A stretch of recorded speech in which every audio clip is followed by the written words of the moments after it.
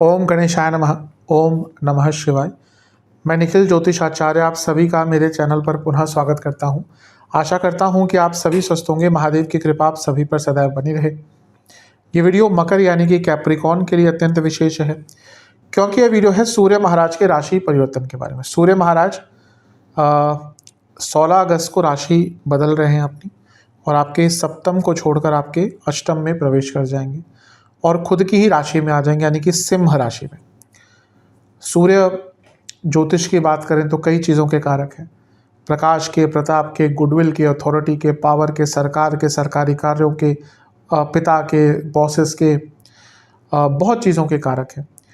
और ज्योतिष की बात ना भी करें तो बिना सूर्य के प्रकाश के, बिना सूर्य की ऊर्जा के तो सृष्टि चल ही नहीं सकती।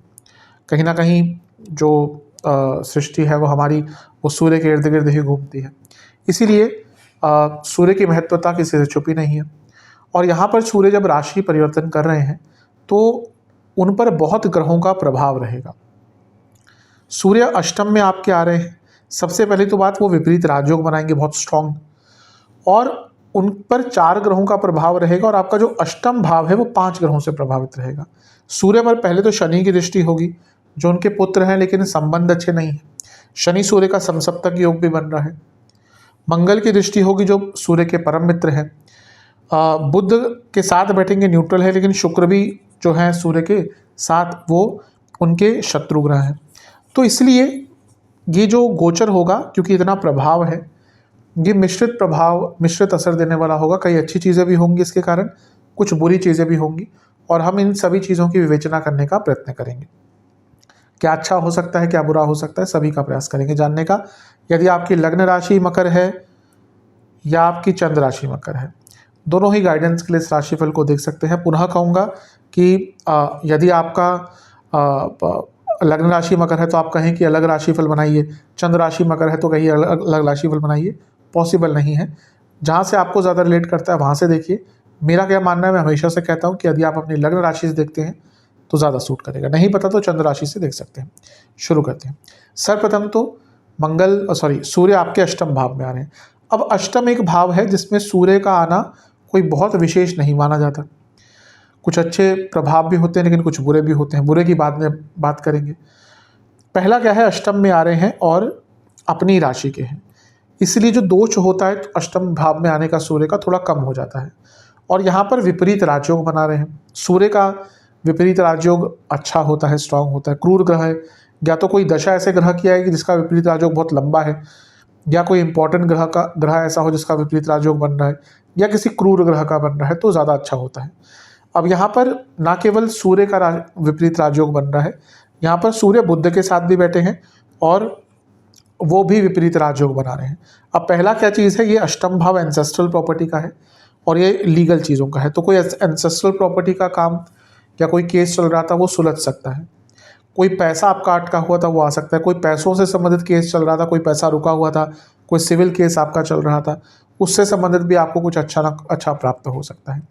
दूसरा, विपरीत राजयोग अष्टम में अगर आपके हिडन सोर्सेस ऑफ इनकम है, आप कुछ ऐसे तरीके से पैसा कमाते हैं जो लोगों को नहीं पता, या कुछ हेरा फेरी करके कमाते हैं, थोड़ा सा इलीगल सोर्सेज से कमाते हैं, थोड़ा सा इस सोर्सेज कमाते हैं कि जहाँ पर मे भी आप कुछ ऊपर नीचे करते हैं, फॉर्जरी करते हैं, टैक्स बचाते हैं, कई चीज़ें होती है। पैसा जिसको कमाना आ गया फिर वो कई तरीक़ों से कमाता है और हर व्यक्ति वो कर भी नहीं सकता। तो अगर हिडन सोर्स ऑफ इनकम है आपका तो भी आपको लाभ होगा।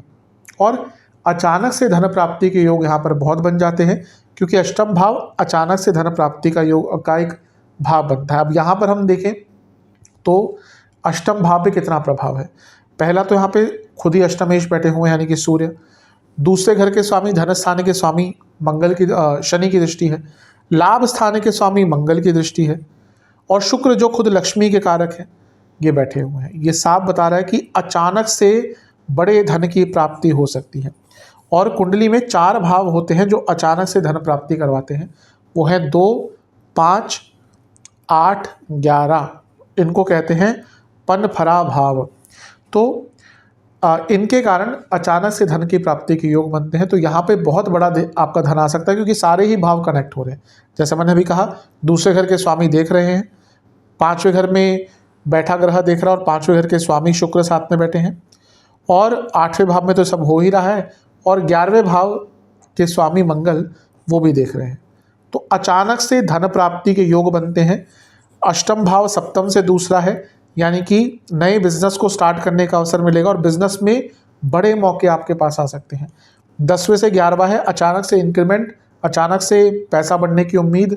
और अगर आप जॉब चेंज करने का विचार कर रहे थे और बहुत टाइम से आपको जॉब नहीं प्राप्त हो रही थी, यकीन मानिए इस कालखंड में अगर आप प्रयास करते हैं तो जॉब तो मिलेगी ही नहीं, अच्छी जॉब मिलेगी। अच्छी जॉब मतलब जिसमें सिग्निफिकेंट ग्रोथ आपको धन के मामले में देखने को मिलेगा। तो ये करियर के लिए, बिजनेस के लिए भी योग अच्छा ही दिख रहा है। इसके साथ ही अष्टम भाव कहीं ना कहीं अंत भी दिखाता है। इसको मोक्ष स्थान कहते हैं क्योंकि अंत से ही मोक्ष की तरफ जाते हैं।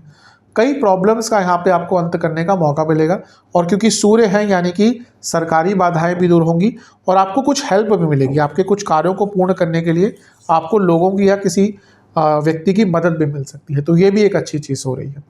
धन बढ़ता हुआ दिख रहा है क्योंकि यहाँ पे इतने सारे ग्रहों का प्रभाव है अष्टम भाव में, तो ये ज्ञान प्राप्ति का भी भाव होता है। कई नई चीज़ें आपको सोचने को या समझने को मिल सकती है और आपका दृष्टिकोण बदलता है। जब अष्टम भाव पर इतना प्रभाव होता है तो व्यक्ति का दृष्टिकोण बदलता है।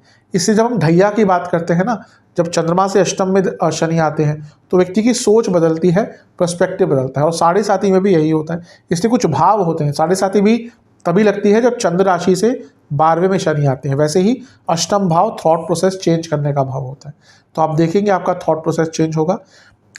अष्टम भाव एंसेस्ट्रल प्रॉपर्टी का, जैसे मैंने शुरू में कहा था, और चौथा भाव प्रॉपर्टी का, मंगल प्रॉपर्टी के कारक। इवन अगर आप अपनी एंसेस्ट्रल प्रॉपर्टी पे कुछ काम कराना चाहते थे, कुछ कंस्ट्रक्ट कराना चाहते थे, उसके लिए भी इस समय बहुत अच्छा दिख रहा है। बुरा नहीं, थोड़ी 2-3 चीज़ें अच्छी और भी बची हैं। स्टूडेंट्स के लिए बहुत अच्छा होगा क्योंकि पंचमेश यहाँ पर अष्टम में है और सूर्य के साथ हैं, और सूर्य की बात करें तो विपरीत राजयोग बना रहे। स्टूडेंट्स के अटके कार्य पूर्ण होंगे। आपका अगर आपका कुछ एडमिशन अगर अटक रहा था वो पूरा होगा, और रिसर्च बेस्ड स्टूडेंट्स के लिए तो बहुत अच्छा है। बुध यहाँ पर वक्री हैं और बुध आपके लाभेश भाग्य स्थान के स्वामी और छठे घर के स्वामी हैं, यानी कि भाग्य भी अचानक से आपका साथ दे सकता है किसी ऐसे कार्य में जहाँ पर आपने खुद उम्मीद हार दी थी। ध्यान ये देना है कि स्टूडेंट्स के लिए बुध वक्री हैं और पंचम से पंचम के स्वामी हैं। स्टूडेंट्स को बस किसी पर रिलाय नहीं करना, जो भी करना है वो स्वावलंबी होकर करना है। किसी पर रिलायंस या किसी पर भी आपको भरोसा ज़्यादा नहीं करना। अदरवाइज ठीक है, ऐसी कोई प्रॉब्लम नहीं है। हाँ, शनि सूर्य का समसप्तक होना ये धन प्राप्ति के लिए बहुत अच्छा है, लेकिन क्योंकि सूर्य शनि को देख रहे हैं, कुटुंब भाव है, घर में लड़ाई झगड़े हो सकते हैं, घर में प्रॉब्लम्स आ सकती है, और इवन गलत जगह पर इन्वेस्टमेंट भी आप कर सकते हैं, तो उस चीज़ से आपको बचना है। पैसा गलत जगह पर लगाने से बचिएगा। और सबसे महत्वपूर्ण चीज़ क्या है, अपनी वाणी पर कंट्रोल करिएगा। वाणी थोड़ी सी मकर वालों की कभी कभी लोगों को लगता है रूड है, क्योंकि ये सत्य बोलते हैं, ये टू द पॉइंट रहते हैं। अब इनको बातें बनाना नहीं आती। कई लोग होते हैं वो आपकी बुराई भी कर देंगे, लेकिन इस तरह से आपको लगेगा कि अच्छा ही कर रहे हैं। ये लोग टू द पॉइंट होते हैं। अब क्योंकि शनि ऑलरेडी दूसरे घर में है, वाणी के स्थान में, इतने सारे ग्रह देख रहे हैं, वाणी पर कंट्रोल कीजिएगा, उसके कारण प्रॉब्लम हो सकती है। और मैरिड लाइफ पर बुरा प्रभाव पड़ेगा, क्योंकि सप्तम से दूसरे में जो मांगल्य भाव है वहाँ पर सूर्य हैं जो अच्छे नहीं माने जाते, शुक्र अस्त हो गए सूर्य के साथ, और बुध वक्री है और शनि का प्रभाव है। ये दो चीज़ें बता रहा है। पति पत्नी संबंध में प्रॉब्लम्स आएंगी, दूरियां आ सकती हैं। जिनकी मैरिड लाइफ में बहुत प्रॉब्लम चल रही है, इवन डाइवोर्स तक अचानक से बात पहुंच सकती है, क्योंकि सूर्य सरकार है, बुध अदालत है। अचानक से आप देखेंगे मैरिड लाइफ में अगर जिनके प्रॉब्लम चल रहे हैं, और मंगल भी देख रहे हैं, ये कोई कमी नहीं रख रहे, शनि भी देख रहे हैं, लड़ाई झगड़े तो होंगे ही। तो मैरिड लाइफ पर थोड़ा सा ध्यान देंगे तो अच्छा है। और एक और चीज़ बताऊंगा कि अपने लालच को कंट्रोल करके रखिएगा, क्योंकि अष्टम भावना इम्पल्सिव करता है व्यक्ति को, तो लालच पर नियंत्रण रखेंगे तो अच्छा है। अदरवाइज ठीक है। सेहत की बात करें तो हाँ, सेहत पर ध्यान देना है, क्योंकि अष्टम के सूर्य सेहत को बिगाड़ सकते हैं। सूर्य इम्यूनिटी के कारक होते हैं और आपके लिए परम शत्रु हैं, तो सेहत का ध्यान दीजिएगा। क्या क्या हो सकता है, आपको जिनको पाइल्स आदि की प्रॉब्लम रहती है उनकी दिक्कत बढ़ेगी, रिप्रोडक्टिव ऑर्गन्स की प्रॉब्लम हो सकती है, जेनिटल्स की प्रॉब्लम हो सकती है, हड्डियों के रोग तंग करेंगे, इन्फेक्शंस बहुत तंग करेंगे, और स्किन डिसऑर्डर्स हो सकते हैं, फूड इन्फेक्शंस बहुत हो सकते हैं। इन सब चीज़ों का ध्यान देना है।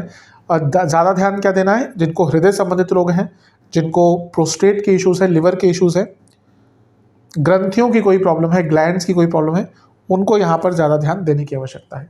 उपाय के स्वरूप में एक पात्र में जल लेना है, उसमें कुछ गंगा जल और चंदन के तेल की बूंदें डालनी है, गुलाब की पंखुड़ियाँ डालनी है, आधा जल महादेव पर अर्पण करना है। जब महादेव पर अर्पण कर रहे होंगे तो ओम रुद्राय नमः मंत्र का जाप करना है। फिर आधा जो पात्र बचा है शेष जल से वो सूर्य देवता को अर्पण करना है। जब सूर्य देवता को अर्पण कर रहे होंगे तो ओम भानवे नमः मंत्र का जाप करना है। फिर दोनों ही महादेव को फिर और सूर्य देवता को फलों का भोग लगाना है। ये उपाय कर लेंगे, अवश्य आपके लिए अच्छा प्रभाव रहेगा। आशा करता हूँ कि वीडियो काम आएगा। चैनल पर नए हैं सब्सक्राइब कीजिए, वीडियो को लाइक कीजिए। मिलता हूँ अगली वीडियो में, तब तक के लिए ओम नमः।